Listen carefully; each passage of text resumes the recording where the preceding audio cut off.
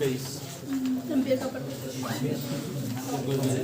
भैया एम्पियर के परिपथीय नियम यानी क्वेश्चन नंबर 21 यहाँ से फिर से शुरू करना है। चलिए देखिए, तो बाबू क्वेश्चन नंबर 21 देखो यहाँ तक फ्रेम में आ रहा है? नहीं,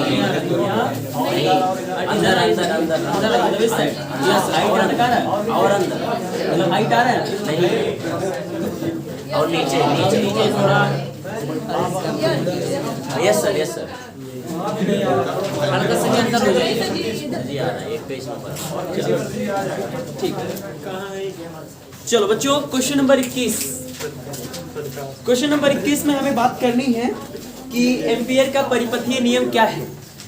तो हम जानते हैं कि एम्पियर का परिपथीय नियम गॉस के प्रमेय की तरह होता है। जिस तरीके से गॉस के प्रमेय में कहा जाता है कि किसी बंद पृष्ठ से होकर के गुजरने वाला जो वैद्युत फ्लक्स होता है वो उस पृष्ठ द्वारा घेरे गए आवेश का 1/ε0 गुना होता है, ये बात कही जाती है गॉस के प्रमेय में। अच्छा यही अगर हम बात करते हैं कि एम्पियर का परिपथीय नियम क्या है मेरे बच्चों, एम्पियर, तो एम्पियर का परिपथीय नियम भी उसी से रिलेट करता है। परिपथीय नियम देखिए एम्पियर के परिपथीय नियम में क्या बातें कैसे हैं। देखिए एम्पियर का परिपथीय नियम कहता है कि अगर कोई बंद परिपथ हो तो उस बंद परिपथ के अनुदिश उत्पन्न चुंबकीय क्षेत्र का अगर हम रेखीय समाकलन करेंगे तो रेखीय समाकलन का मान उस बंद पथ द्वारा घेरे गए नेट धारा का μ0 गुना होता है। आई बात समझ में? इसे हम लोग कहते हैं मेरे बच्चों एम्पियर का परिपथीय नियम। एम्पियर के परिपथीय नियम की अगर मैं गणितीय रूप के बारे में बात करता हूं तो वो होता है close integrate vector b dot vector dl is equal to μ0 into I. इस बात का थोड़ा सा हम अर्थ समझेंगे कि ये गणितीय रूप किस तरीके से एम्पियर के परिपथीय नियम को व्यक्त करता है। देखिए एम्पियर के परिपथीय नियम में हमने आपसे कहा है कि किसी बंद पथ की सीमा के अनुदिश उत्पन्न चुंबकीय क्षेत्र का रेखीय समाकलन उस बंद पथ द्वारा घिरी नेट धारा का μ0 गुना होता है, ठीक है, μ0 गुना होता है। अब ये बाबू जो सेंटेंस मैंने कहा है उसी सेंटेंस का ये गणितीय रूप है जिसमें ये बताया जा रहा है जहां भी मेरे बच्चे चुंबकीय क्षेत्र है और डेल्टा एल ये लंबाई के रिस्पेक्ट में चुंबकीय क्षेत्र का रेखीय समाकलन हो रहा है और ये बंद पथ के अनुदिश हो रहा है, इसी वजह से इसका क्लोज इंटीग्रेशन किया गया है। आई बात समझ में? और अगर आप किसी बंद पथ की सीमा मतलब कोई एक ऐसा पथ हो जो पूरी तरीके से बंद हो जाए, अगर उस सीमा के तहत उसमें धारा भेज करके हम मैग्नेटिक फील्ड का पूरा मान निकालते हैं तो मैग्नेटिक फील्ड के पूरे मान को कैलकुलेट करने के लिए हमें मेरे बच्चे उसका रेखीय समाकलन करना पड़ेगा। और इस रेखीय समाकलन का मान अगर हम देखेंगे तो वो बंद पथ जितना धारा कवर कर रखा है उसी का μ0 गुना आएगा। आई बात समझ में? ये हमसे एम्पियर का परिपथीय नियम कहता है। एम्पियर के इस परिपथीय नियम की चलिए अब हम कर लेते हैं उत्पत्ति यानी इसका प्रूफ। देखिए तो एम्पियर के परिपथीय नियम की उत्पत्ति के लिए मान लिया हमारे पास कि ऐसे एक तार है बच्चे, क्या है? तार है, एक सीधा तार है, तार को नाम दे देते हैं XY, मान लेते हैं इसमें I एम्पियर की धारा जा रही है। कितनी धारा बह रही है? I एम्पियर की धारा बह रही है। और तार से स्मॉल r मीटर की दूरी पर यहाँ एक बिंदु P है जिस पर हमको मैग्नेटिक फील्ड पता करना है। और क्योंकि हम मैग्नेटिक फील्ड पता नहीं कर रहे हैं, हम वहां इस बात को सत्यापित कर रहे हैं, तो उसके लिए जैसे कि गॉस के प्रमेय में मैंने आपसे कहा था कि एक बंद पृष्ठ की आवश्यकता होती है, एकदम दिमाग में बिठा लीजिएगा कि एम्पियर का परिपथीय नियम लगाने के लिए हमें एक बंद पथ की आवश्यकता है। तो मेरे बच्चे हम सबसे पहले r त्रिज्या का एक यहाँ पे वृत्ताकार बंद पथ खींच लेते हैं और इस वृत्ताकार बंद पथ की त्रिज्या वही है जो कि तार से बिंदु P की दूरी है। आई बात समझ में? अच्छा अब यहाँ एक चीज देखिएगा, बाय द वे बिंदु P पर और इसी पथ पर हम एक छोटा सा अल्पांश ले लेते हैं जिसकी लंबाई L है। आपका पथ इस तरीके से खींचा गया तो इसका जो अल्पांश का वेक्टर फॉर्म होगा वेक्टर dl वो तल के लंबवत अंदर की ओर रहेगा। आई बात समझ में? अच्छा धारा नीचे से ऊपर की ओर जा रही है तो ऐसी परिस्थिति में वहां जो मैग्नेटिक फील्ड आएगा, तो हालांकि आपको पता है कि एक सीधा धारावाही चालक तार किसी बिंदु पर, पूरे धारावाही चालक तार के कारण मैं बात कर रहा हूं, एक अनंत लंबाई का सीधा धारावाही चालक तार किसी बिंदु पर कितना मैग्नेटिक फील्ड देता है? तो भाई अनंत लंबाई का अगर सीधा धारावाही चालक तार है तो किसी बिंदु पर B is equal to μ0 I/2 pi r newton प्रति एम्पियर डैश मीटर, इतना मैग्नेटिक फील्ड देता है।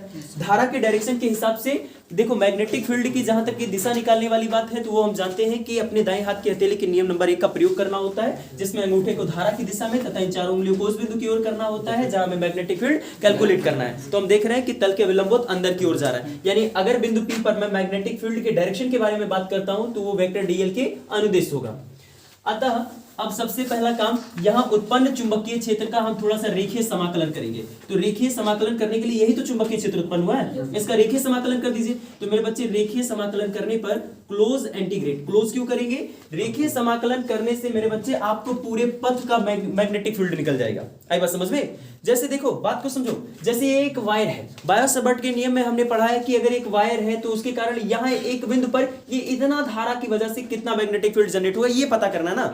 लेकिन अगर मुझे पता करना है इसके चारों राउंड में कितना पूरा मैग्नेटिक फील्ड जनरेट हो रहा है तो ये एम्पियर का परिपथीय नियम बताएगा। आई बात समझ में? और उसी परिपथीय नियम को हम लोग यहाँ पे प्रूव कर रहे हैं। तो अब देखिए किसी बिंदु P पर जो मैग्नेटिक फील्ड आया है वो B है। आई बात समझ में? और अगर मुझे इस पूरे पथ पर कैलकुलेट करना है तो इस चुंबकीय क्षेत्र का मैं क्या करूंगा? रेखीय समाकलन करूंगा, क्योंकि वो एक बंद पथ है, इसकी वजह से मैं इसका रेखीय समाकलन कर रहा हूं मेरे बच्चे। और जो कि रेखीय समाकलन करने का मतलब ये है कि vector b dot vector dl। अब हमें पता है कि दोनों वेक्टर फॉर्म में है, तो इस वजह से मेरे बच्चे b dl cos थीटा हो जाएगा। अगर मैं यहाँ थीटा के बारे में बात करूं तो वेक्टर b और वेक्टर dl परस्पर एक ही डायरेक्शन में, एक ही वे पे, एक ही दिशा में दिखाई पड़ रहा है, मतलब बीच का कोण कितना हो जाएगा? 0 हो जाएगा। तो close integrate vector b dot vector dl is equal to, यहां हो जाएगा close integrate b dl cos 0 degree. cos 0 degree का मान कितना होता है? यानी यहाँ फाइनली ये बचेगा, यहाँ हो तो इंटीग्रेशन रहा है ना dl के रिस्पेक्ट में। मेरे बच्चे b जो है क्या प्रत्येक बिंदु पर, इस वृत्त के प्रत्येक बिंदु पर b का मान एक समान होगा कि डिफरेंट होगा? एक समान होगा। उसका कारण क्या है? क्योंकि तार से इस परिधि की दूरी एक त्रिज्या है जो कि अपरिवर्तित रहती है, त्रिज्या का मान एक फिक्स मान होता है। आई बात समझ में? तो इस वजह से आपके वृत्ताकार पथ के प्रत्येक बिंदु पर जो मैग्नेटिक फील्ड होगा वो एक कांस्टेंटम वैल्यू होगी। इस वजह से b को हम लोग बाहर करेंगे। Close integrate vector b dot vector dl is equal to b into closed integral 1 into dl। हमें पता है कि dl जो है मेरे बच्चे ये मेरे द्वारा खींचे गए इस वृत्ताकार पथ के एक छोटे से भाग को हम लोग उसको dl बोल रहे हैं। और अगर मैं उस dl के रिस्पेक्ट में 1 का इंटीग्रेशन करूंगा तो इसका मतलब पूरे पथ की लंबाई निकल के आएगी। तो पूरे पथ की लंबाई अगर त्रिज्या r है तो पथ की लंबाई माने उस वृत्त की परिधि 2πr बन जाएगी। आई बात समझ में? तो इसकी जगह पे हम क्या ले सकते हैं? 2πr। तो ये हो जाएगा close integrate vector b dot vector dl is equal to b की डाटा कितनी निकाल रखे हम लोग भैया? μ0 I बटे 2πr गुणे, ये हो जाएगा इसके जगह पे 2πr। 2πr से 2πr कैंसिल हो जाएगा। Close integrate vector b dot vector dl is equal to μ0 into I।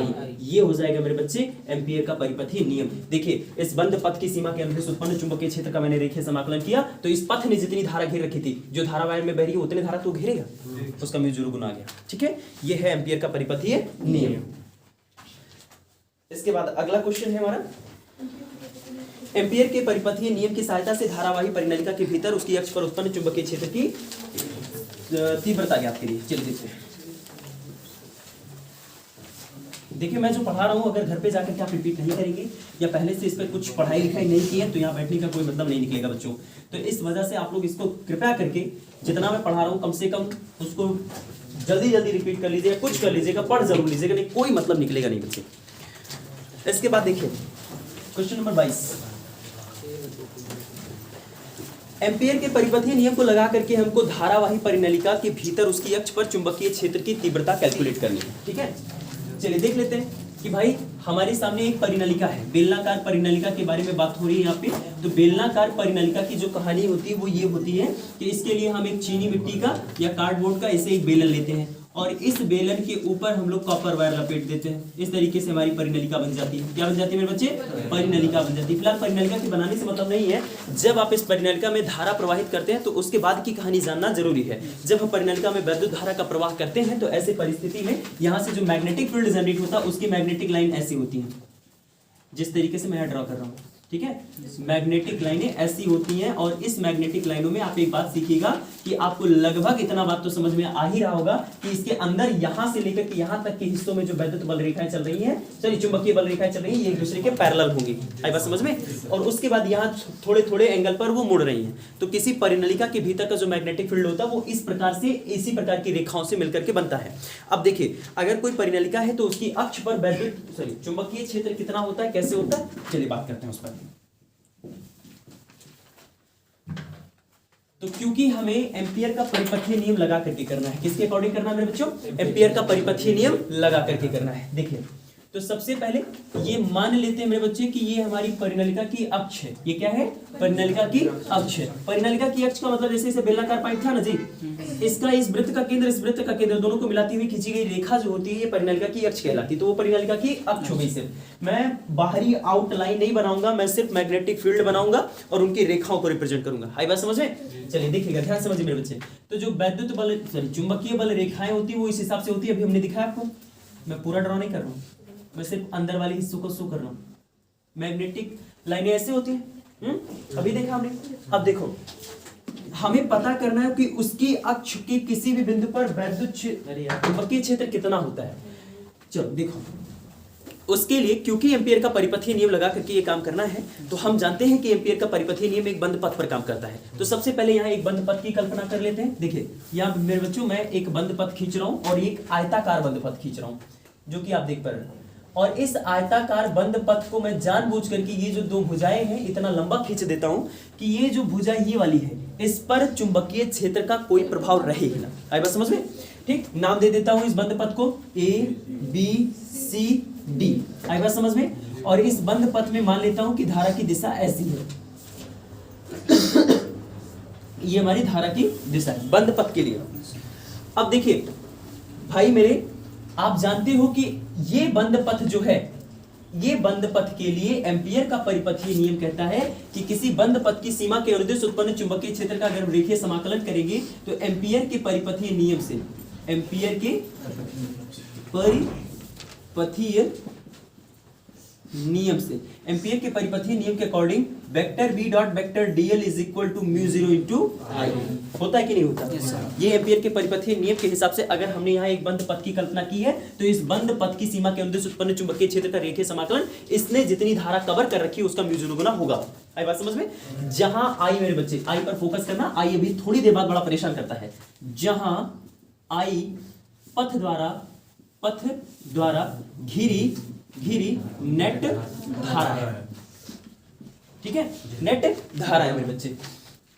अब देखिए ये तो बात सही है, लेकिन हम जानते हैं कि अगर हम vector v dot vector dl करते हैं तो ऐसी परिस्थिति में ये जो भुजाएं हैं ना ये मैग्नेटिक फील्ड के साथ एक ही एंगल नहीं देंगी, चार भुजाएं चार अलग अलग एंगल देगा। और पहली चीज ये जान लो कि हम जानबूझ करके ही भुजा BC और भुजा AD इतना ज्यादा लंबा कर दिया कि भुजा CD पर इन रेखाओं का कोई इफेक्ट हो ही ना, मतलब भुजा CD वहां कोई मैग्नेटिक फील्ड पहले से नहीं है। ये चीज जान लो। सर ऐसा क्यों कर रहे हैं मेरे बच्चे? अगर मैं ऐसा नहीं करूंगा तो क्योंकि मुझे जो मैग्नेटिक फील्ड पता करना है वो कहां करना है? अक्ष पर।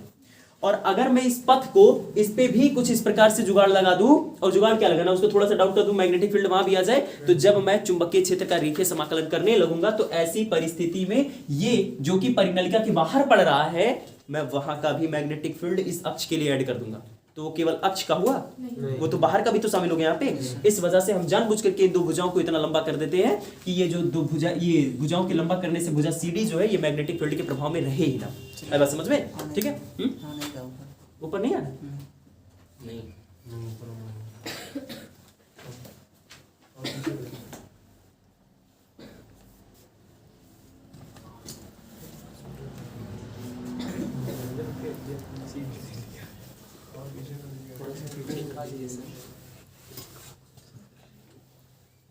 हरामखोर, मेरा वॉलपेपर दिखने लगा दीवार वाला।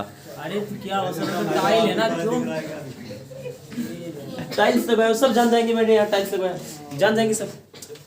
देखो जी ऐसी बंद कर दो, बंद करवा दो भाई। जहां आई क्या है? पथ द्वारा घिरी नेट धारा है। अब देखो मेरे बच्चे इसका मतलब क्या है? Close integrate vector v dot vector dl का मतलब क्या है?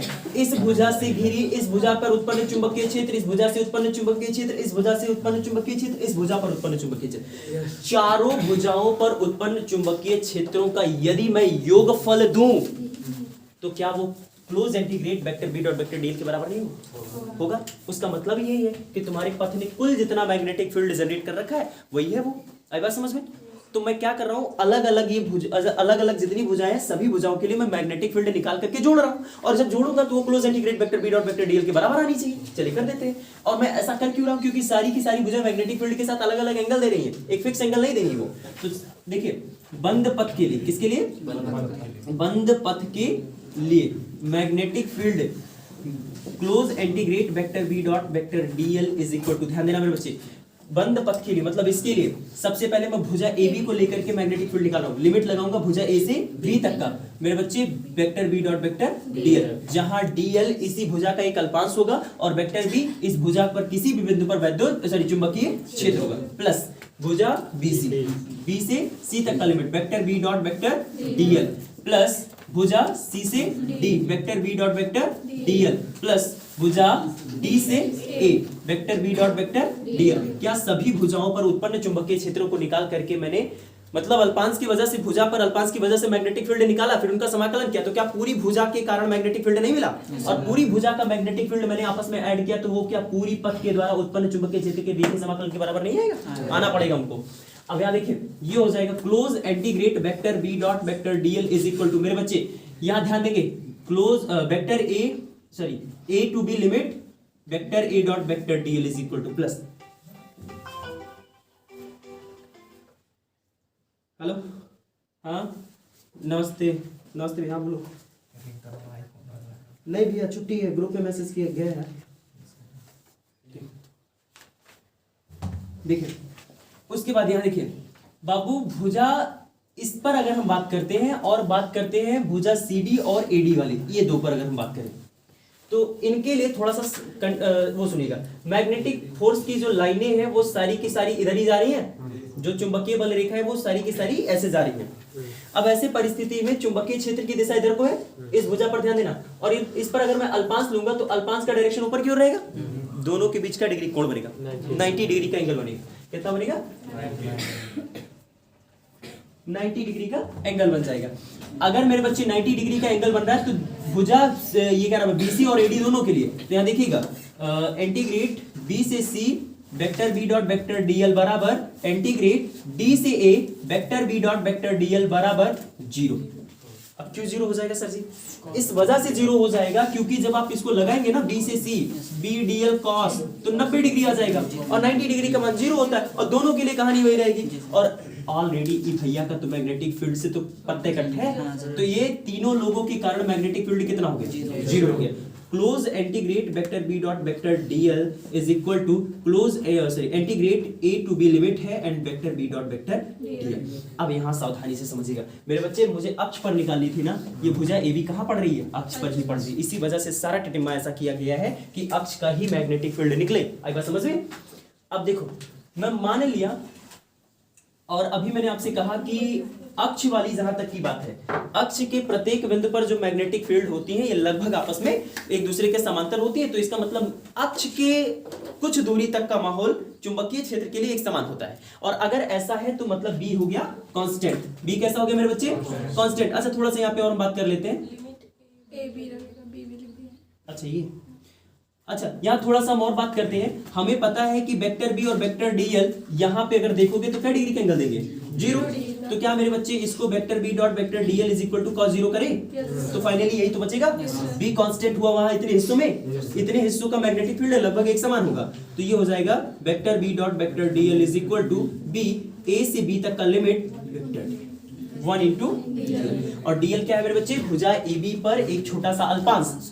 अगर आप 1 के रिस्पेक्ट में उस अल्पांश के रिस्पेक्ट में 1 का समाकलन करेंगे और लिमिट लगाएंगे a से b तक का, तो इसका मतलब a से b की पूरी लंबाई आएगी। मान लिया मैंने कि a से b की पूरी लंबाई x है, तो इसका मतलब इस पूरी की जगह पे कितना आएगा? x आएगा। Close integrate vector b dot vector dl is equal to b into x, जहां x इस भाग की पूरी लंबाई है जो कि अल्पांश के रिस्पेक्ट में 1 का समाकलन करने पर आया है। आई बात समझ में?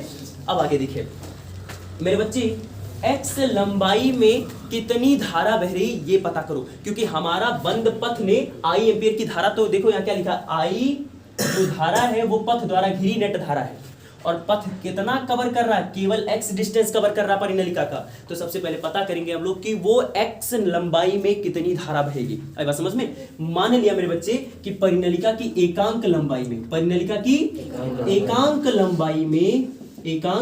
लंबाई में फेरों की संख्या स्मॉल n है, तब x लंबाई में फेरों की संख्या कितनी हो जाएगी, यानी x हो जाएगी मेरे बच्चे। और किसी एक फेरे में अगर बाई दावे धारा, किसी एक फेरे में अगर धारा बह रही हो I0, तो मेरे बच्चे nx फेरे में कितना बहेगा, ni0 बहेगा ना। तो ये हो जाएगा मेरे बच्चे बहने वाली धारा I बराबर nx I0, यानी आपके पथ में जितनी धारा घेरा है वो nx I0 है एक्चुअल में।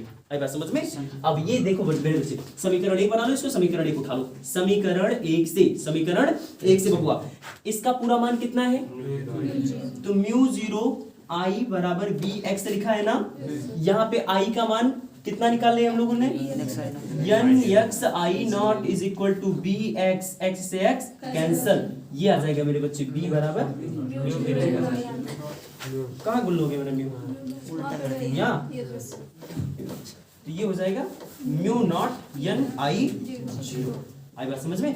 ये हो गया उसके अक्ष पर उत्पन्न मैग्नेटिक फील्ड। आई बात समझ में, ठीक है।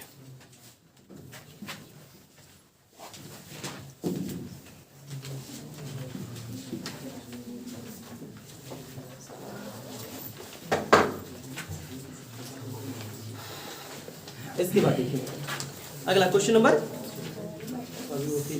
30। एक और है, क्वेश्चन नंबर 30। देखिए क्वेश्चन नंबर 23 कह रहा है यह बटे एल बराबर μ0 बटे 2 पाई गुणे I1 I2 बटे R सिद्ध करना है। ठीक है, मतलब हमें इसके लिए डेरिवेशन करना है जिस हेडिंग का नाम है दो समांतर धारावाही चालक तारों के मध्य बल। हमें ये डेरिवेशन करना है मेरे बच्चे जिससे एम्पियर की परिभाषा बनती है। आई बात समझ में। इस डेरिवेशन के लिए सबसे पहले मान लिया हमारे पास दो वायर है, एक वायर का नाम है CD और दूसरे वायर का नाम है AB। आई बात समझ में। मान लिया पहले वाले वायर में बह रही है धारा स्मॉल I1, दूसरे वाले में बह रही है धारा I2 और दोनों बह रहे हैं मेरे बच्चे एक ही डायरेक्शन पर। मान लिया तारों के बीच का डिस्टेंस है स्मॉल r, तारों के बीच का डिस्टेंस कितना है मेरे बच्चे, स्मॉल r है। मान लिया अच्छा हमें ये बात पता है अगर पहले वाले तार में धारा जा रही है तो इसके कारण मैग्नेटिक फील्ड बनेगा। हमें ये भी पता है कि दूसरे वाले अगर वायर में धारा जा रही है तो उसके कारण भी मैग्नेटिक फील्ड बनेगा। दोनों मैग्नेटिक फील्ड आपस में एक दूसरे वायर पर फोर्स लगाएंगे। आई बात समझ में। हमें उसी फोर्स के लिए एक फार्मूला जनरेट करके देना है। चलिए सबसे पहले काम करेंगे कि हम लोग तार CD के कारण तार AB पर कितना मैग्नेटिक फील्ड उत्पन्न हुआ वो निकालेंगे। तार की लंबाई सीमित नहीं है, इस वजह से अनंत लंबाई के चालक तार वाला हम लोग फार्मूला प्रयोग करेंगे। तो तार AB के द्वारा CD द्वारा AB पर उत्पन्न चुंबकीय क्षेत्र B1 is equal to μ0 I1 बटे 2 पाई R। समीकरण नंबर 1, ये पहले तार के कारण दूसरे वाले वायर पर उत्पन्न मैग्नेटिक फील्ड हो गया। और हमें पता है कि किसी भी धारावाही मैग्नेटिक फील्ड को अगर तार को किसी मैग्नेटिक फील्ड में रखते हैं तो उस वायर पर एक फोर्स लगता है। तो क्या मेरे बच्चे तार CD ने अगर AB पर इतना मैग्नेटिक फील्ड जनरेट किया है और तार AB में भी धारा है तो इस धारावाही चालक तार पर इस मैग्नेटिक फील्ड की वजह से फोर्स नहीं लगेगा। तो देखिए तार AB पर बल, अतः तार AB पर बल, जो चालक पर बल लगता है उसका लिए फॉर्मूला होता है F is equal to IBL sine theta. आई बात समझ में। जहां L चालक की लंबाई होती है, I चालक तार में बहने वाली धारा होती है, B चालक जिस मैग्नेटिक फील्ड में उपस्थित है उसका क्या नाम है मैग्नेटिक फील्ड होता है, और थीटा जो होता है मेरे बच्चे धारा और चुंबकीय क्षेत्र के बीच का कोण होता है। चलिए देखिए तो लगने वाला बल F इज इक्वल टू, हालांकि कितनी धारा बह रही है I2, तो I की जगह पे I2 कितने मैग्नेटिक फील्ड में B1 मान लिया लंबाई कैपिटल L है इंटू साइन थीटा। अच्छा यहाँ ध्यान से समझेंगे मेरे बच्चे, अगर धारा के डायरेक्शन को हम समझे तो धारा का डायरेक्शन अंदर की ओर, और यहाँ जो धारा बह रही है सॉरी मैग्नेटिक फील्ड का डायरेक्शन यहाँ पे अंदर की ओर, धारा का डायरेक्शन क्या थीटा का मान 90 हो जाएगा, बिल्कुल 90 हो जाएगा मेरे बच्चे। तो F इज इक्वल टू, तुम लोग अगर सोच रहे होगे कि धारा का डायरेक्शन ऊपर नीचे हो गया सर जी, तो तब भी वो 90 डिग्री का ही एंगल बनेगा हर परिस्थिति में। अगर ये नीचे की ओर चला रहा है धारा, तो आपके मैग्नेटिक फील्ड ऊपर की ओर, तब वो 90 डिग्री बनेगा। धारा और चुंबकीय क्षेत्र के बीच का कोण, आई बात समझ में? ये हो जाएगा I2 और यहाँ पे V1 का मान हो जाएगा म्यू 0 I1 बटे 2 पाई R गुणे L into sine 90 degree. Sine 90 degree का मान 1 होता है। F is equal to mu 0 बटे 2 पाई इंटू I1 I2 बटे R गुणे 1 सॉरी L।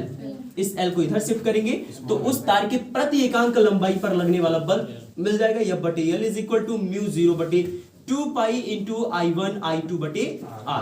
ये हो गया तारों के मध्य लगने वाला बल। यही से मेरे बच्चे एम्पियर की परिभाषा बनती है और एम्पियर की परिभाषा ये बनती है, काफी बार बोर्ड में पूछा गया है, ध्यान से समझिएगा मेरे बच्चे, ध्यान से समझिएगा। आपको इस कांस्टेंट का मान पता है, म्यू 0 बटे 2 पाई का मान कितना होता है, 2 गुणे 10 की घात -7 न्यूटन। मेरे बच्चे इसको सोचो कि यहाँ पर एकांक लंबाई पर लगने वाला बल कब 2 गुणे 10 की घात -7 न्यूटन का बनेगा, जब दोनों में बहने वाली धारा 1 एम्पीयर हो, दोनों के बीच की दूरी कितनी हो, 1, तभी तो ऐसा हो पाएगा।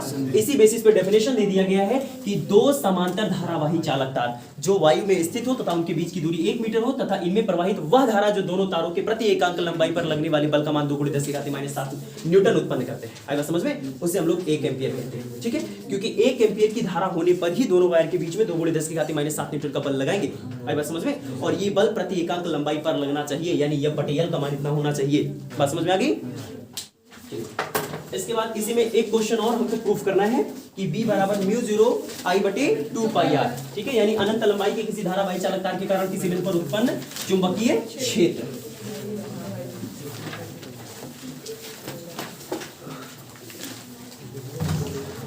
देखिए अनंत लंबाई के धारावाही चालक तार के कारण उत्पन्न चुंबकीय क्षेत्र, ठीक। देखिए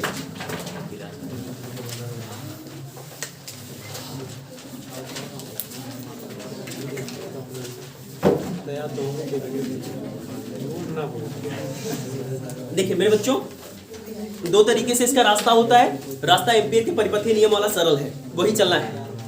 देखिए मान लिया हमारे पास ये अनंत लंबाई का एक वायर है जिसका नाम है AB। आई बात समझ में? इसमें बह रही है I एम्पीयर की धारा। धारा का डायरेक्शन जैसा मैं रखता हूँ रखने की आवश्यकता नहीं है, पलट करके रख सकते हो, बस कोड वगैरह उसी हिसाब से मैनेज कर देना। माना तार से R मीटर की दूरी पर एक बिंदु P है जिस पर हमको चुंबकीय क्षेत्र ज्ञात करना है। आई बात समझ में? ठीक, तो इसके लिए सबसे पहला काम क्या करेंगे मेरे बच्चे, बिंदु P से होकर के गुजरने वाला एक वृत्ताकार बंद पथ की कल्पना कर लेते हैं। खींच दिया। आई बात समझ में? सबसे पहले क्या करेंगे, बंद पथ की कल्पना कर देंगे मेरे बच्चों। अब जरा देखो, ध्यान से समझिएगा बाबू। मान लिया कि इस बंद पथ पर एक अल्पांश है डेल्टा L। कितना है मेरे बच्चे? डेल्टा L है। चलिए, तो सबसे पहले यही निकालना है। यस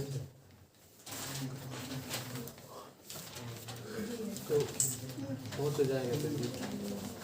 ठीक है, चलिए एम्पियर का परिपथीय नियम लगाइए। तो एम्पियर के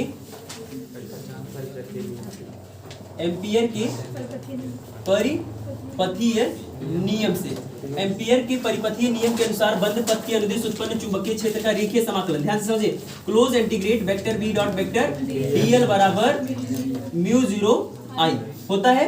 चलिए अब यहां से मेरे बच्चे इसको उठा लीजिए। एक बात बताइएगा, क्या पूरी की पूरी वृत्तीय पथ के प्रत्येक बिंदु पर मैग्नेटिक फील्ड का मान सेम होगा, अलग होगा? सेम होगा। उसका कारण समझ में आ रहा है, तार से बंद पथ की दूरी समान है और जो तार में धारा बह रही है वो धारा भी एक समान बह रही है। ऐसा नहीं है कि तार के आधे हिस्से में धारा 4 एम्पीयर तो आधे हिस्से में 5 एम्पीयर बह रही है। धारा का मान पूरे वायर में एक समान जा रहा है। तो मेरे बच्चे close integrate vector B dot vector dl बराबर हम जानते हैं कि integrate close integrate vector B dl cos theta हो जाएगा। अगर यहाँ थीटा पर अगर विचार करो मेरे बच्चों, तो धारा का डायरेक्शन ऊपर से, तो चुंबकीय क्षेत्र जो बिंदु P पर उत्पन्न होगा अंदर की ओर। अंदर की ओर हो जाएगा, यानी वेक्टर बी और वेक्टर डीएल परस्पर यहाँ एक दूसरे के पैरेलल और एक ही दिशा में हो गए, दोनों के बीच का कोण कितना हो जाएगा 0 डिग्री हो जाएगा। Close integrate vector B dot vector DL is equal to B एक समान है कांस्टेंट के रूप में, उसको बाहर रखेंगे और यहाँ पे हो जाएगा 1 इंटू डीएल। आप मुझे बताइए कि अगर हम लोग 1 इंटू डीएल कर रहे हैं और उसका समाकलन हो रहा है तो अभी ये पैटर्न सामने चला भी है तो उसका पूरा मान कितना आता है, पथ की परिधि के बराबर आता है जो कि 2 पाई आर है। इसका डाटा पूरा कितना मेरे बच्चे, तो म्यू 0 आई बराबर बी गुणे 2 पाई आर, यहाँ से आ जाएगा B is equal to mu 0 I बटे 2 पाई आर। ये हो गया अनंत लंबाई के किसी धारावाही चालक तार के कारण किसी बिंदु पर उत्पन्न चुंबकीय क्षेत्र, एम्पीयर का परिपथीय नियम लगा करके। इसमें जो स्टेटमेंट वगैरह लिखना है वो आप ऐसे लिखेंगे, माना एक धारावाही चालक तार AB है जिसमें एम्पीयर की धारा बह रही है, तार से 8 मीटर की दूरी पर एक बिंदु P है जिस पर हमको चुंबकीय क्षेत्र ज्ञात करना है। इसके लिए सबसे पहले बिंदु P से होकर के गुजरने वाला एक बंद पथ की कल्पना करते हैं। बंद पथ की त्रिज्या स्मॉल r है, ठीक है। माना बंद पथ पर एक अल्पांश है और इस अल्पांश का जो वेक्टर फॉर्म है वो तल के विलंबोत अंदर की ओर है। तार की धारा की डायरेक्शन के हिसाब से यहाँ बिंदु P पर उत्पन्न जो मैग्नेटिक फील्ड है उसकी दिशा भी तल के विलंबोत अंदर की ओर जाएगी। अतः vector B dot vector DL परस्पर एक दूसरे के पैरेलल है, तब एम्पीयर के परिपथीय नियम के हिसाब से। यही तो पूरा खत्म। जी सर जी, यस सर, समझ गया।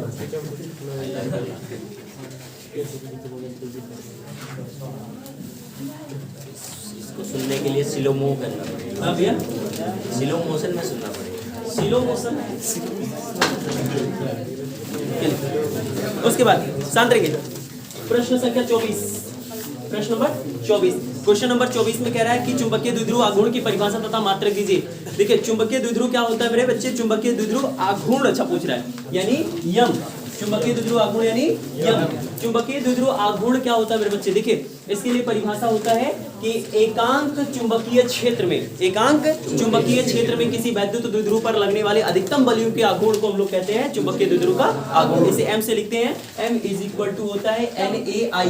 एक फॉर्मूला ये हो सकता है और दूसरा फॉर्मूला हो सकता है, देखिए tau max is equal to MB होता है यहाँ से m इज इक्वल टू हो जाएगा टाउ मैक्स बटे b।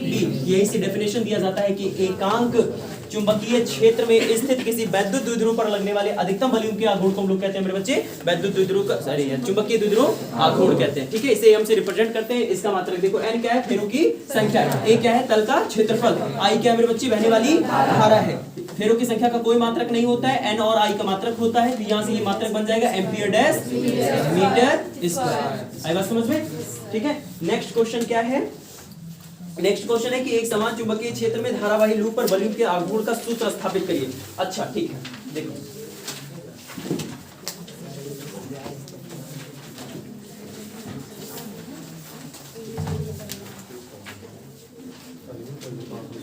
एक समान चुंबकीय क्षेत्र में, देखो चल रहा है कि बैठ गया, बंद हो गया, चल रहा है। एक समान चुंबकीय क्षेत्र में स्थित धारावाही लूप पर बल युग्म का आघूर्ण। मैं जितने क्वेश्चन करा रहा हूं मेरे बच्चे, मैं लगभग 90% से प्लस उम्मीद कर रहा हूं कि एक भी डेरिवेशन ऐसा यहां से बेस्ट नहीं जाएगा। सारा का तो सारा आएगा नहीं, लेकिन जो भी आना है सब कुछ यहीं से आएगा। लगभग 90% से 95% तक के प्रश्न जितना पढ़ा रहा हूं यहीं से आना आपका। आई बात समझ में, ढंग से पढ़ लेना अपने बच्चे, जब तक परीक्षा है, जब तक टाइम है। देखो आघूर्ण, मान लिया हमारे पास एक आयताकार क्या नाम है, लूप है। मान लिया मेरे बच्चे क्या है, हमारे पास एक आयताकार लूप है। उस आयताकार लूप को हम लोग एक समान चुंबकीय क्षेत्र में लटका देते हैं। तो ये हो गया हमारा एक समान चुंबकीय क्षेत्र। ये क्या हो गया मेरे बच्चे, एक समान चुंबकीय क्षेत्र हो गया। इसका मान कितना है, वेक्टर b, और इसमें एक धारावाही लूप हम लोग ऐसे लटका रहे हैं, ऐसे लटका दिया, ठीक है। ये आयताकार लूप है मेरे बच्चे, नाम दे देते हैं PQRS। ये इसके घूर्णन की अक्ष, मतलब इसी अक्ष के परितः हमारा ये जो आपका लूप है ये पूरी तरीके से रोटेट कर पाएगा। आई बात समझ में। जब भी किसी द्विध्रुव को, जब भी किसी लूप को, धारावाही लूप को हम किसी मैग्नेटिक फील्ड में रखते हैं तो उस पर एक बलयुक्त का आघूर्ण काम करता है, जिसकी वजह से वो मैग्नेटिक फील्ड में रोटेशन करता है, घूमता है। इसका एकदम बेहतरीन एग्जांपल आप देख सकते हैं, फैन देख सकते हैं, मोटर देख सकते हैं। आई बात समझ में। चलिए, तो ये हमारे पास एक मेरे बच्चे आयताकार लूप है जिसका नाम है PQRS। इसको हमने एक समान चुंबकीय क्षेत्र में रख दिया है। चलिए जैसे इसमें हम धारा का प्रवाह करेंगे, बाई द वे मान लेते हैं मेरे बच्चे इसमें आई एम्पियर की धारा जा रही है, तो सभी लोगों में आई एम्पियर की धारा जाएगी ना। मान लिया यहाँ से, अच्छा पी क्यू बराबर आर एस होगा कि नहीं होगा, यहाँ पे ये करोड़ % होगा। मान लिया इसका लेंथ एल है और यहाँ से क्यू आर बराबर पी एस होगा कि नहीं होगा। मान लिया इसकी लंबाई बी है, सपोज दैट मान लेते हैं यहाँ पे। अब देखिए मेरे बच्चे, जैसे इसमें धारा प्रवाहित होगी तो क्या प्रत्येक भुजा में अलग अलग डायरेक्शन मैग्नेटिक फील्ड और धारा के बीच होगा कि नहीं होगा, होगा। जो धारा है और मैग्नेटिक फील्ड है, जब इस वायर में धारा हम भेजेंगे तो धारा की दिशा और मैग्नेटिक फील्ड की दिशा चारों भुजाओं में अलग अलग एंगल बनाएगा कि नहीं बनाएगा, और उस एंगल के हिसाब से, उस कोण के हिसाब से चारों धारावाही भुजाओं पर क्या फोर्स नहीं लगेगा, लगेगा मेरे बच्चे। देखिए भुजा AB पर जो बल लगेगा वो हमसे दूर की ओर लगेगा, भुजा AB पर जो बल लगेगा वो हमसे दूर की ओर लगेगा। फोर्स के लिए आप लोग इस्तेमाल कर सकते हैं दाहिने हाथ की हथेली का नियम नंबर 2, आई बात समझ में, या उसके लिए आप लोग क्या नाम है फ्लेमिंग के बाएं हाथ के नियम का प्रयोग कर सकते हैं, आई बात समझ में। तो करके देखेंगे तो मान लिया भुजा PQ पर एक फोर्स लग गया F1, भुजा PQ पर कौन सा फोर्स लग गया F1, और उसका डायरेक्शन हमसे दूर की ओर हो जाएगा, आई बात समझ में, ठीक है। भुजा QR पर एक फोर्स लगेगा, मान लिया वो लग रहा है F2, वो तल के अवलंब ऊपर की ओर। भुजा QR पर RS पर एक फोर्स लगेगा हमारी तरफ, ये समझ पा रहे हो ना कि तल कैसा है, तो वो हमारी तरफ लग रहा है। और ये PS वाली भुजा पर एक फोर्स लगेगा नीचे की दिशा में, मान लिया लग गया P4 और यहाँ लग गया F3। ये चार फोर्स है, चारों अलग अलग भुजाओं पर अलग अलग डायरेक्शन में धारा बह रही है, उसकी वजह से चारों भुजाओं पर चार फोर्स लगे। अब इनमें से अगर देखें मेरे बच्चे तो जितनी लंबाई QR की है उतनी लंबाई PS की है कि नहीं है। जो मैग्नेटिक फील्ड QR के लिए वही मैग्नेटिक फील्ड भुजा PS के लिए है कि नहीं है। जितना एंगल QR बनाएगा उतना एंगल मेरे बच्चे PS बनाएगा। ऐसे परिस्थिति में भुजा PS पर और QR पर लगने वाले बल का परिमाण जो होगा F2 तथा F4 ये आपस में बराबर होंगे। लेकिन डायरेक्शन अगर आप देखो और क्रिया रेखा देखो तो एक ही लाइन पर वो कार्य कर रहे हैं और डायरेक्शन अपोजिट है, अतः ये दोनों फोर्स यहीं डिस्ट्रॉय हो जाएंगे, खत्म हो जाएंगे। बचा इस पूरे लूप पर दो बल F1 तथा F3। अगर F1 तथा F3 का मान निकालोगे तो परिमाण में आपस बराबर आएगा। क्यों बराबर आएगा मेरे बच्चे? क्योंकि जितनी लंबाई PQ की है उतनी लंबाई RS की है। जो धारा PQ में बह रही है वही धारा RS में बह रही है। जितना एंगल आपका PQ बनाएगा वही एंगल RS भी बनाएगा। तो इस वजह से इन दोनों भुजाओं पर लगने वाले बल का मान F1 और F3 आपस में बराबर होंगे। परिमाण आ जाएगा, धारा बह रही है I, लंबाई है इनकी B और मैग्नेटिक फील्ड है B और लंबाई है इनकी L। ये हो जाएगा साइन थीटा। थीटा पर विचार करो मेरे बच्चे, तो धारा और अच्छा थीटा ठीक है लगने वाला बल हो गया। अब देखिए ये दो बलों के मान आपस में बराबर कि नहीं बराबर है, डायरेक्शन अपोजिट है कि नहीं है, क्रिया रेखाएं इनकी मेरे बच्चे अलग अलग है। ये फोर्स इस रेखा पर काम कर रहा है जबकि ये फोर्स इस रेखा पर काम कर रहा है। अतः ये एक बलयुग के आघूर्ण की रचना कर देते हैं। किसकी रचना करते हैं? बलयुग के आघूर्ण की रचना कर देते हैं। और हम जानते हैं कि बलयुग का आघूर्ण होता है टाउ। बलयुग का आघूर्ण होता है टाउ और दो में से किसी एक बल को चुनना होता है। यहाँ मेरे बच्चे दो बल लग रहा है, दोनों में से कोई एक बल ले लेंगे और दोनों बलों के बीच की जो अभिलंबवत दूरी है क्रिया रेखाओं की, यानी यहां से ये डिस्टेंस, अब बात समझ में, ये एक फोर्स यहां लग रहा है ना, दूसरा फोर्स यहां लग रहा है, दोनों के बलों की ये अभिलंबवत दूरी और ये अभिलंबवत दूरी मेरे बच्चों निकालोगे तो आता है b sin थीटा। क्या आता है? b sin थीटा आता है। कुछ यहाँ पे 1 मिनट, हाँ 90 हो जाएगा। F1 बराबर F3 is equal to IBL। यहाँ साइन का मान 90 डिग्री होगा मेरे बच्चे। क्यों साइन का मान 90 डिग्री होगा? क्योंकि लाला धारा और चुंबकीय क्षेत्र अभिलंबवत है। अब देख लो, धारा का डायरेक्शन ऊपर की ओर है, यहाँ चुंबकीय क्षेत्र इस दिशा में 90 डिग्री का एंगल है कि नहीं है। वही कहानी आप यहाँ देख लो, धारा का डायरेक्शन नीचे की ओर है, चुंबकीय क्षेत्र इधर को है, 90 डिग्री का एंगल है कि नहीं है। यहाँ साइन 90 डिग्री हो जाएगा और साइन 90 डिग्री का मान कितना होता है? 1 होता है। आई बात समझ में? तो ये हो जाएगा लगने वाले बल का मान। और अभिलंब दूरी देख लेना मेरे बच्चे, तो वो होता है b sin थीटा। 3D में है, निकालना बहुत टफ है, आपको आसान पड़ेगा, याद कर लेना b sin थीटा। ये फोन का मान उठा करके रखेंगे तो टाउ बराबर IBL गुणे b sin थीटा। आई बात समझ में? ये लंबाई आपके आयत की है, ये चौड़ाई आपके आयत की है। और अगर लंबाई और चौड़ाई का आपने आयत के लिए गुणा कराया तो मेरे बच्चे ये आयत का क्षेत्रफल बन जाता है। मान लिया आयत का क्षेत्रफल कैपिटल A है तो कैपिटल A बराबर L गुणे B, तो ये हो जाएगा IBA sin थीटा। मेरे बच्चे ये लूप था, मान लिया लूप के स्थान पे कैपिटल N फेरों की कोई एक कुंडली रख दी जाती है, तो ऐसे परिस्थिति में अगर एक फेरे पर इतना बल लग रहा है तो कैपिटल N फेरों पर लगने वाले बल का आघूर्ण टाउ बराबर NAIB sin थीटा। ये एक समान चुंबकीय क्षेत्र में अगर किसी वैद्युत द्विध्रुव को अथवा किसी क्या नाम है धारावाही लूप को अथवा कुंडली को लटकाया जाता है तो उसमें लगने वाले बलयुग के आघूर्ण का फॉर्मूला है। आई बात समझ में? ठीक। और वो थोड़ा सा आप लोग याद रख लीजिएगा कि इनके बीच की जो क्रिया रेखाओं की अभिलंब दूरी होती है वो b sin थीटा होती है। बात समझ में आ गई? चलिए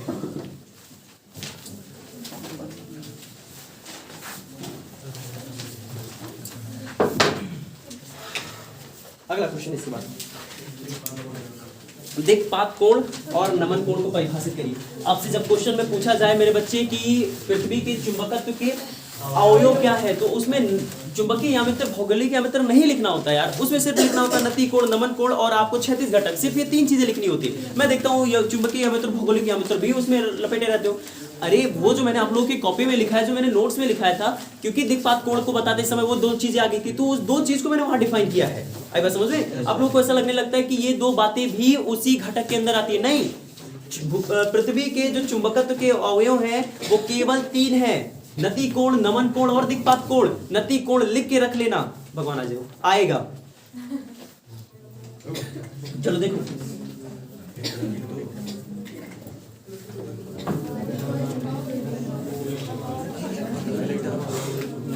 देखो बाबू लोग ध्यान दीजिए, दिक्पात कोण क्या होता है? क्वेश्चन नंबर 26 देखिए, दिक्पात कोण क्या होता है मेरे बच्चे? इसकी सीधी परिभाषा आप लोग जान लीजिए दिक्पात कोण का, कि चुंबकीय याम्योत्तर और भौगोलिक याम्योत्तर के बीच बनने वाले न्यून कोण को दिक्पात कोण कहते हैं। किससे रिप्रेजेंट करते हैं? अल्फा से। किससे रिप्रेजेंट करते हैं मेरे बच्चों? अल्फा से रिप्रेजेंट करते हैं। उसके बाद नति कोण या दिग् और नाम इसके लिए कहा जाता है नमन कोण। नति कोण या नमन कोण क्या है मेरे बच्चे? तो इसके लिए आप डेफिनेशन याद रख लीजिएगा कि पृथ्वी के चुंबकीय क्षेत्र की दिशा तथा पृथ्वी के चुंबकीय क्षेत्र के क्षैतिज दिशा या क्षैतिज घटक के बीच बनने वाला जो कोण होता है उसे हम लोग नति कोण या नमन कोण कहते हैं। इसके लिए थीटा रिप्रेजेंटेशन होता है। आई बात समझ में? उसके बाद है पृथ्वी के ऊर्ध्वाधर घटक तथा क्षैतिज घटक के बीच में क्या संबंध है। चलिए देखिए, रिलेशन देख लीजिए। चुंबकत्व के अवयव जो पूछा है, हाँ, उसमें कौन कौन से आते हैं? वही ये 2 ये हो गया और ये क्षैतिज घटक हो गया, ये 3 होते हैं। ठीक है। और दिक्पात कोण ये सब जो दिया है वो क्या है? अरे यही 2 तो पृथ्वी के चुंबकत्व के अवयव ये 3 होते हैं। एक हो गया दिक्पात कोण, दूसरा हो गया नमन कोण और नंबर 3 हो गया क्षैतिज घटक। ये होता है, ये 3 होते हैं। इसके अलावा और नहीं कुछ लिखना होता है, सब लपेटे रहते तुम लोग। देखो देखिए मेरे बच्चे, क्वेश्चन नंबर 28, भूमि के ऊर्ध्वाधर घटक और क्षैतिज घटक के बीच में क्या संबंध है, क्या रिलेशन है, डेरिवेशन करने के लिए बोर्ड में आ जाता है। देखिए मेरे बच्चे, मैं आपके सामने यहाँ एक चुंबकीय यामित्र और भौगोलिक यामित्र ड्रा कर रहा हूँ जो इस तरीके से है। ये आपके सामने एक तल है और ये एक तल है, ये दोनों तल है मेरे बच्चों। ये क्या है? दोनों तल है। और ये पीछे वाला जिसे आप देख रहे हो ये है भौगोलिक याम्योत्तर। क्या है? भौगोलिक याम्योत्तर है। और ये जो सामने वाला तल देख रहे हो ये है चुंबकीय याम्योत्तर। क्या है मेरे बच्चे? चुंबकीय याम्योत्तर है। मान लिया चुंबकीय याम्योत्तर और भौगोलिक याम्योत्तर के बीच बनने वाला न्यून कोण अल्फा है, अर्थात दिक्पात कोण अल्फा है। मेरे बच्चे आपको पता है कि चुंबकीय याम्योत्तर क्या होता है? चुंबकीय सुई की अक्ष के लंबवत गुजरने वाला जो तल होता है उसी को हम लोग कहते हैं चुंबकीय याम्योत्तर। मान लिया मेरे बच्चे यहाँ एक चुंबकीय सुई है और इस चुंबकीय सुई से गुजरने वाला, उसकी अक्ष से गुजरने वाला ये चुंबकीय याम्योत्तर। देखिए ये एक चुंबकीय सुई है, ये है नॉर्थ, ये है साउथ। और पृथ्वी की चुंबकीय सुई ये जो चुंबकीय सुई की एरो है ये एक्चुअल में पृथ्वी का चुंबकीय क्षेत्र इंडिकेट करती है। मतलब ये पृथ्वी का चुंबकीय क्षेत्र BE है। पृथ्वी के चुंबकीय क्षेत्र का ये है मेरे बच्चे क्षैतिज घटक BH और ये है ऊर्ध्वाधर घटक BV। और देखो क्षैतिज घटक और पृथ्वी के चुंबकीय क्षेत्र के बीच का जो कोण बनता है उसे हम लोग कहते हैं दिक्पात कोण। मान लिया ये थीटा है, अरे सॉरी नमन कोण या नति कोण, मान लिया वो थीटा है। मेरे बच्चे जो BH है क्षैतिज घटक, हम क्षैतिज घटक BH का जो मान होता है वो होता है BE cos थीटा और जो ऊर्ध्वाधर घटक है BV उसका मान होता है BE sin थीटा, जहां थीटा वही एंगल है। मेरे बच्चे समीकरण 1 समीकरण 2, समीकरण 1 और 2 का वर्ग करके ऐड कर दीजिए। समीकरण 1 का स्क्वायर प्लस समीकरण 2 का स्क्वायर। समीकरण 1 और 2 को ऐड करके अगर हम लिखेंगे तो ये बन जाएगा BH का स्क्वायर प्लस BV का square plus BE square cos square theta plus BE square sine square theta. आई बात समझ में मेरे बच्चे? यहाँ से क्या कॉमन नजर आ रहा है आपको? BE का स्क्वायर प्लस BB का स्क्वायर, यहाँ से मेरे बच्चे BE का स्क्वायर कॉमन बन जाएगा sign square theta plus cos square theta, जिसकी डाटा कितनी होती है? 1 होती है मेरे बच्चे। BE स्क्वायर बराबर आ जाएगा BH का स्क्वायर प्लस BV का स्क्वायर। या इधर से अगर हम स्क्वायर हटा देते हैं मेरे बच्चे तो ये बन जाएगा अंडर रूट BH का स्क्वायर प्लस BV का स्क्वायर। यही पृथ्वी के चुंबकीय क्षेत्र के क्षैतिज घटक तथा ऊर्ध्वाधर घटक के बीच में रिलेशन है मेरे बच्चे। आई बात समझ में? यहाँ से अगर आपको पृथ्वी के चुंबकीय क्षेत्र के किसी भी घटक की जानकारी निकालनी है तो बहुत आराम से आप निकाल सकते हैं। आई बात समझ में?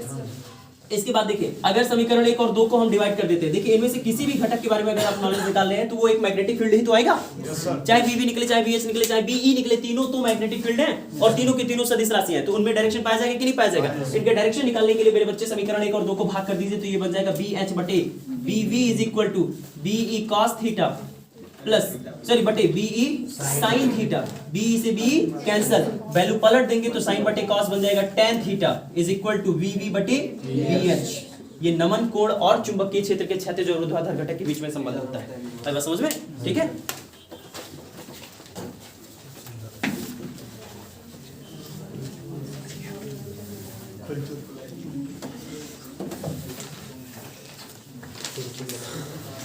इसके बाद देखिए मेरे बच्चे, चुंबकीय फ्लक्स की परिभाषा दीजिए, मात्रक दीजिए, और उसी के साथ एक क्वेश्चन और पूछा है कि प्रेरकत्व का मात्रक सहित परिभाषित करिए। चलिए क्वेश्चन नंबर है 29। क्वेश्चन नंबर 29, चुंबकीय फ्लक्स। चुंबकीय फ्लक्स, देखिए चुंबकीय फ्लक्स क्या है मेरे बच्चे? परिभाषा बहुत सहज है कि चुंबकीय क्षेत्र में स्थित किसी काल्पनिक पृष्ठ से होकर के गुजरने वाली चुंबकीय बल रेखाओं की संख्या को चुंबकीय फ्लक्स कहते हैं। इसे मेरे बच्चे फाई बी से प्रदर्शित करते हैं। किससे प्रदर्शित करते हैं? फाई बी से इसको प्रदर्शित करते हैं। इसका मात्रक होता है वेबर। इसका मात्रक क्या होता है मेरे बच्चे? वेबर होता है। तो चुंबकीय फ्लक्स का परिभाषा क्या लिखेंगे? चुंबकीय क्षेत्र में स्थित किसी काल्पनिक पृष्ठ से होकर के गुजरने वाली अभिलंब चुंबकीय बल रेखाओं की संख्या को या चुंबकीय बल रेखाओं की माप को चुंबकीय फ्लक्स कहते हैं। इसे किससे लिखते हैं? फाई बी से लिखते हैं। इसका मात्रक क्या होता है मेरे बच्चे? वेबर होता है। आई बात समझ में? इसके लिए जो फॉर्मूला होता है वो होता है फाई बी बराबर vector B dot vector A, या phi B is equal to B cos theta, जहां मेरे बच्चे ए क्षेत्रफल वेक्टर है और बी क्या है? चुंबकीय क्षेत्र, और दोनों लोगों के बीच का कोण यहाँ थीटा है। ए और बी के बीच का कोण थीटा नहीं है, वेक्टर ए और वेक्टर बी के बीच का कोण थीटा है। थीटा की वही कहानी है जो भी कल मैंने समझाया था। उसके बाद इसमें क्वेश्चन है मेरे बच्चे कि प्रेरकत्व को मात्रक सहित परिभाषित करिए। देखिए प्रेरकत्व क्या है? प्रेरकत्व देखिए पहले तो एक चीज समझिए, कई बार क्वेश्चन हमसे पूछता है बोर्ड में कि विद्युत चुंबकीय प्रेरण की घटना का कुछ उदाहरण दीजिए। तो मेरे बच्चे आपको अन्योन्य प्रेरण की घटना लिखनी होती है और ये स्वप्रेरण की घटना लिखनी होती है। तो प्रेरकत्व की स्वप्रेरकत्व, अच्छा प्रेरकत्व को मात्रक सहित परिभाषित करिए। ठीक, प्रेरकत्व नहीं,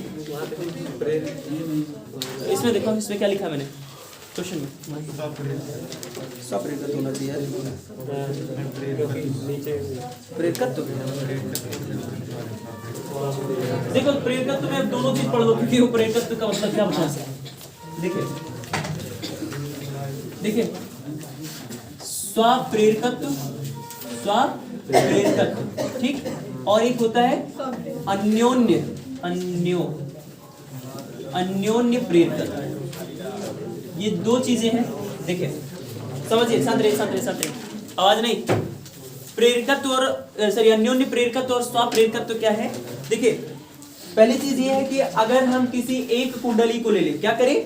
किसी एक कुंडली को ले लें और इस कुंडली में बहने वाली धारा के मान में लगातार अगर हम परिवर्तन करें तो हम ये देखते हैं कि उसी कुंडली से बद्ध चुंबकीय फ्लक्स में परिवर्तन होगा, जिसके कारण उसी कुंडली में ऑटोमेटिक से एक प्रेरित विद्युत वाहक बल जनरेट हो जाएगा, जिसकी वजह से इसमें प्रेरित धारा बहने लगती है। मेरे बच्चे इस घटना को हम लोग कहते हैं स्वप्रेरकत्व। क्या कहते हैं? स्वप्रेरकत्व कहते हैं। अच्छा, अगर हमें खाली प्रेरकत्व की बाय द वे की मैं बात कर रहा हूं कि प्रेरकत्व क्या है, परिभाषा अगर ये हमसे पूछ ले तो आप प्रेरकत्व में लिखेंगे क्या? सुनिए मेरी बात, आप मेरे बच्चे प्रेरकत्व में लिखेंगे कि जब किसी कुंडली को चाहे वह एक कुंडली हो, दो कुंडली हो, किसी के बारे में बात करें, जब किसी कुंडली को या किसी चालक को हम किसी परिवर्तित चुंबकीय क्षेत्र में रख देते हैं अथवा डाटा यूज लाल होगी तो पकड़ देख, तो उसमें सेंड हो गया होगा ना, देखो पहुंच गया।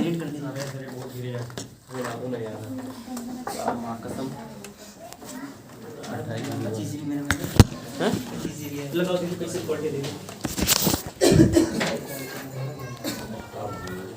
इतना चलता है उसे घर में जाला मोबाइल बीच में धोखा दे दिया। ले लैपटॉप वाली क्या तो दिल लगा जा आप तो ऊपर की